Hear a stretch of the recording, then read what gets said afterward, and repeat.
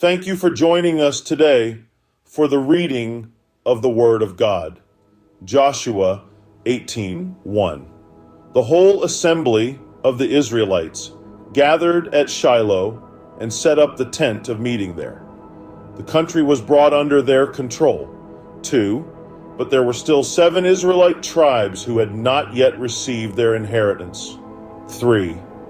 So Joshua said to the Israelites, "How long will you wait before you begin to take possession of the land that the Lord, the God of your ancestors, has given you? 4. Appoint 3 men from each tribe. I will send them out to make a survey of the land and to write a description of it, according to the inheritance of each. Then they will return to me. 5. You are to divide the land into 7 parts. Judah is to remain in its territory on the south, and the tribes of Joseph in their territory on the north. 6. After you have written descriptions of the 7 parts of the land, bring them here to me, and I will cast lots for you in the presence of the Lord our God." 7. The Levites, however, do not get a portion among you, because the priestly service of the Lord is their inheritance. And Gad, Reuben, and the half-tribe of Manasseh have already received their inheritance on the east side of the Jordan. Moses, the servant of the Lord, gave it to them. 8. As the men started on their way to map out the land, Joshua instructed them, "Go and make a survey of the land and write a description of it. Then return to me, and I will cast lots for you here at Shiloh, in the presence of the Lord." 9. So the men left and went through the land.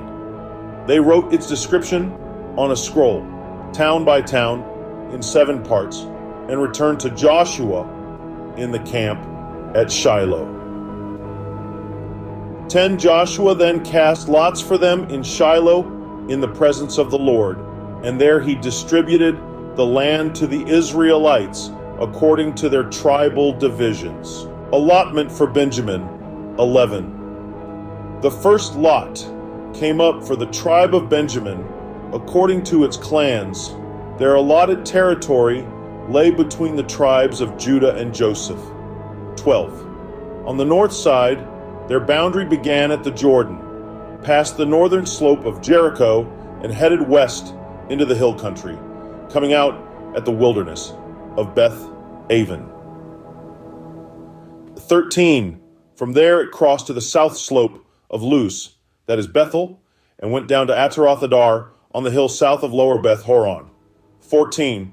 From the hill facing Beth Horon on the south of the boundary, it turned south along the western side and came out at Kiriath Baal, that is Kiriath Jearim, a town of the people of Judah.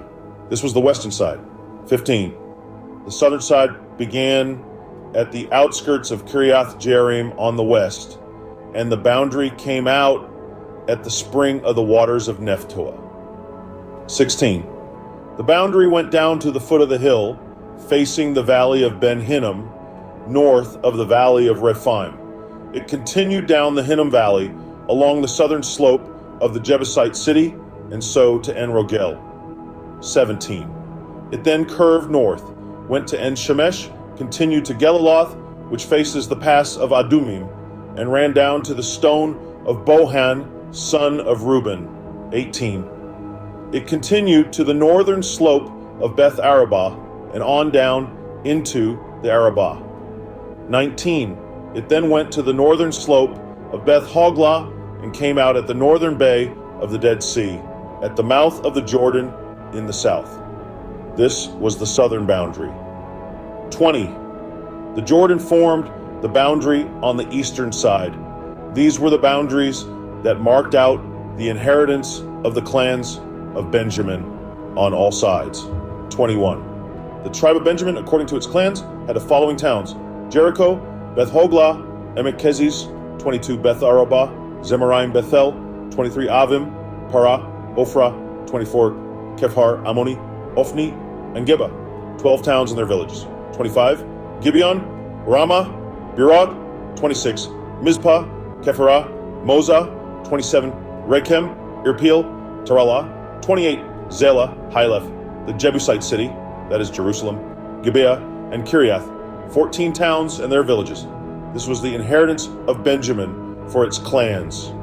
Please take a moment to read the PDF attached to each and every video that has an explanation of the Word of God.